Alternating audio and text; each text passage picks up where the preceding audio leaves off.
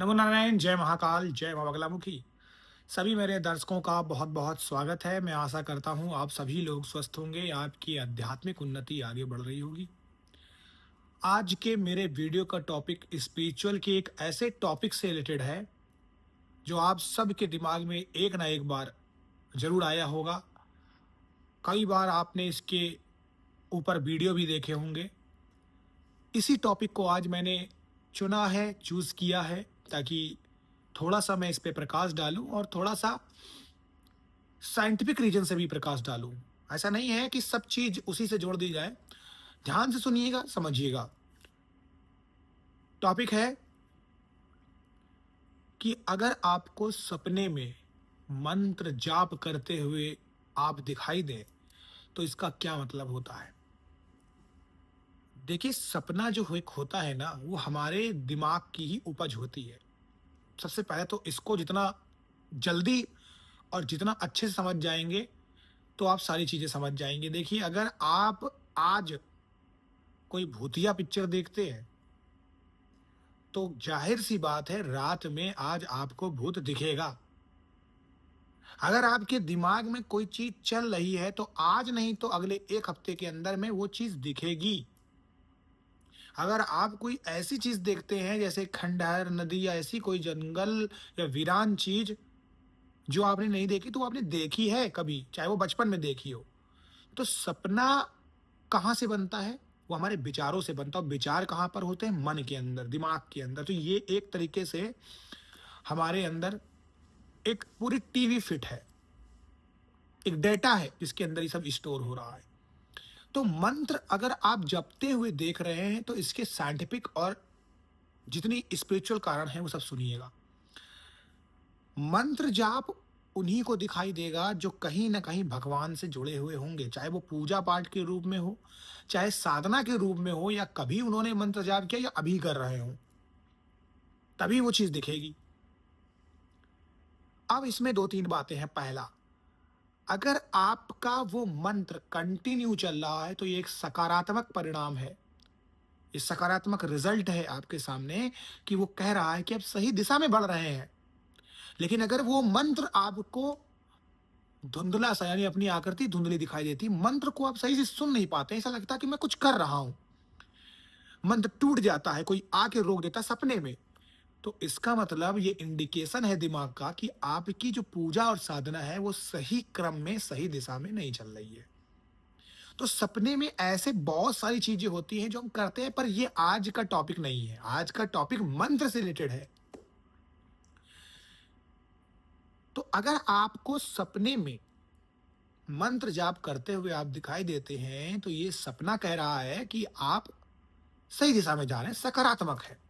लेकिन जब मैंने दूसरी बात बताई है, आपको टूट जाती है या कोई रोक देता है या कोई आ जाता है, इसका मतलब कहीं न कहीं गड़बड़ है। अब उस मंत्र को सुनिए ध्यान से, कि वो मंत्र, जो सपना आपके सपने में जो मंत्र आ रहा है, वो कौन-सा है। ज़रूरी नहीं होता है कि आप, चलिए एक इसको हम उदाहरण के रूप में समझते हैं। मैं सपने में मंत्र देख रहा हूँ ओम सूर्याय नमः, लेकिन मैंने अपनी पूरी लाइफ़ में ओम सूर्याय नमः कभी नहीं पढ़ा। तो इसका मतलब ये नहीं है कि वो मंत्र कह रहा है कि आप ओम सूर्याय नमः पढ़ो, नहीं। सपना आपको सिर्फ चेतावनी दे रहा है, और उस सपने के माध्यम से आप समझ सकते हैं कि मैं सही हूं कि मैं गलत दिशा में जा रहा हूं। बस उस चीज को आप पकड़ लीजिए, और जो मंत्र को आप पढ़ रहे हैं उसी के पीछे भागिए, उसी को पकड़े रहिए। एक है साधे सब सधे और सब साधे जब सब जाए। मंत्र के अंदर पावर है, मंत्र के अंदर देवी देवता की सम्मिलित शक्ति है। मंत्र के अधीन देवी देवता है। आपके किसी भोग से, या आप कितने अच्छे कपड़े पहनते हैं, कितने अच्छे उनको कपड़े पहना रहे हो, इससे प्रसन्न नहीं होते भगवान। भगवान आपके भाव से प्रसन्न होते हैं, भगवान आपकी भक्ति से प्रसन्न होते हैं, भगवान आपके अनुशासन से प्रसन्न होते हैं। और जब आप उस अनुशासन और भक्ति से कंटिन्यू उस मंत्र का जाप करते हैं, तो उस मंत्र के वाइब्रेशन से भगवान खींचे चले आते हैं। तो ये है इसका अर्थ। तो सपना अगर आपको ऐसा आ रहा है कि आप सपने में मंत्र जाप करते हुए अपने आप को देख रहे हैं, तो ये एक सकारात्मक परिणाम है। आपके ऊपर किसी भगवान की कृपा है, और वो इंडिकेशन आपको दे रही है। वो आपके कुल देवी देवता हो सकते हैं, आपके पितृ हो सकते हैं, आपके इष्ट देव हो सकते हैं। तो बहुत से लोग ऐसा सोचते हैं कि मैं भगवान हनुमान जी का सेवक हूँ, मैंने माँ काली को देखा, तो कमेंट आता है कि काली माँ की पूजा करो। ऐसा कुछ नहीं है। जो ऐसा बोल रहा उससे बड़ा मूर्ख कोई नहीं है। क्योंकि भगवान जब एक हैं तो इससे क्या फ़र्क पड़ता है कि आप रामचंद्र जी की पूजा कर रहे हैं और काली माँ आ गई तो काली पूजा कर, ऐसा कुछ नहीं है। सपना आपको एक सीढ़ी के रूप में दिखता है। वो बताता है कि आपका मन विचलित है। अगर सपने में आप देख रहे हैं बार-बार उड़ जा रहे हैं, कहीं से गिर रहे हैं, तो ये कहीं न कहीं अनजाना भय दर्शाता है कि आपके मन में भय है या उस मंत्र पे आपको फ़ोकस नहीं है या उस शक्ति पे आपको भरोसा नहीं है। तो यूट्यूब की सुनी-सुनाई जो चीज़ें हैं उस पे कभी भी आप मत करिए फ़ोकस। जिस भी भगवान को आपने अपने दिल से याद किया है और जिस भगवान को आप मानते हैं, जिस दिशा में बढ़ रहे हैं, जिनके मंत्र का जाप कर रहे हैं, बस उसी दिशा में बढ़ते जाइए।